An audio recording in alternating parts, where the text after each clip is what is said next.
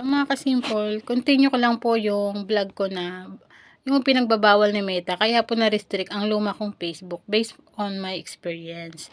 Number 3, continue ko lang po kasi nasabi ko na yung 1 and 2. Number 3, bawal po ang mag-follow to follow kay Meta. Malalaman po niya yun. Kunyari, pinalo mo ang isang kaibigan, tapos ipa-follow ka ng isang kaibigan mo naman, is number 1, bawal rin po yung kay Meta.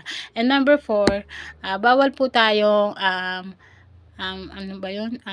Na-experience ko rin po ito na bawal po tayong tawag doon, magbi-video po tayo sa ating mga vlog, sa ating mga content na wala pong tayong sinasabi sa ating ginagawang vlog.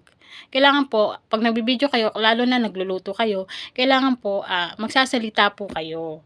Kasi po, ayaw na ayaw ni Meta ang pipi sa Facebook Reels.